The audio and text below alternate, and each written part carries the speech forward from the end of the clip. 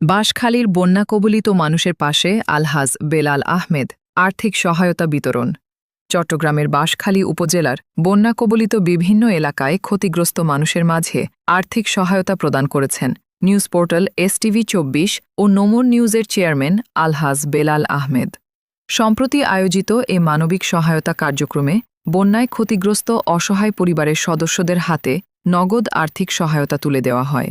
এ সময় উপস্থিত ছিলেন এসটিভি ২৪-এর প্রধান সম্পাদক শহীদুল ইসলাম, নোমর নিউজের head of news M Helal Uddin, দৈনিক সংবাদ সংযোগের চট্টগ্রাম বিভাগীয় প্রধান জহিরুল ইসলাম বাবলু, পিআইবি ৭১ টিভির head of news Mohammad Asif, PIB ৭১ টিভির নিজস্ব প্রতিবেদক বিবি কুলসুম, শ্রমিক দল নেতা মোহাম্মদ খোকন, এসআরআর অ্যাপারেলসের ম্যানেজিং ডিরেক্টর মোহাম্মদ সাকাওয়াত হোসেন সহ স্থানীয় গণ্যমান্য ব্যক্তিবর্গ। সহায়তা প্রদানকালে আলহাজ বেলাল আহমেদ বলেন, বন্যা দুর্গত মানুষের দুর্ভোগ লাগবে সমাজের বিত্তবান ব্যক্তি, সামাজিক সংগঠন ও মানবিক মানুষদের আরও বেশি করে এগিয়ে আসা প্রয়োজন। মানবিক দায়িত্ববোধ থেকেই আমরা এই সহায়তা কার্যক্রম পরিচালনা করেছি। ভবিষ্যতেও অসহায় ও দুর্যোগে ক্ষতিগ্রস্ত মানুষের পাশে থাকার চেষ্টা অব্যাহত থাকবে।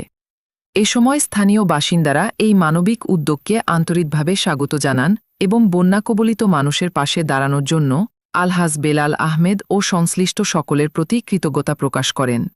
তারা আশা প্রকাশ করেন, এ ধরনের উদ্যোগ সমাজের অন্যান্য বিত্তবান ও সামাজিক সংগঠনকে মানবিক কর্মকাণ্ডে আরও উৎসাহিত করবে।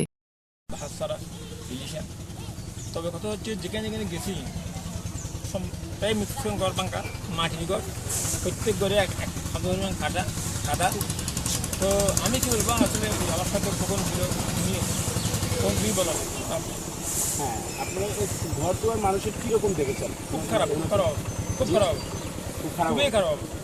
এই ম্যাক্সিমাম ঘর মাটির ঘর, আর যেগুলো বাঁশের ঘর, এইগুলি কাদা।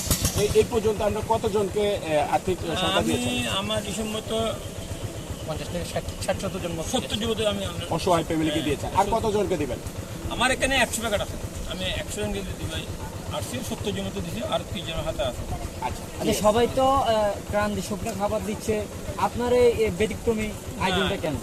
যখন পানি ছিল তখন শূন্য খাবার দরকার ছিল, তখন আমিও শূন্য খাবার পাঠাইছি আমার বিভিন্ন মাধ্যমে। এখন পানি নাই, পানি নেমে গেছে, সাথে এখন টাকা নগদ দরকার। প্রত্যেকে করে 2 কেজি 3 কেজি মুড়ি আছে, সিরিয়া আছে, টাকা তো লাগবে। সেই জন্য কিছু নগদ দিলাম, আমরা সবাই দিলাম। ধন্যবাদ।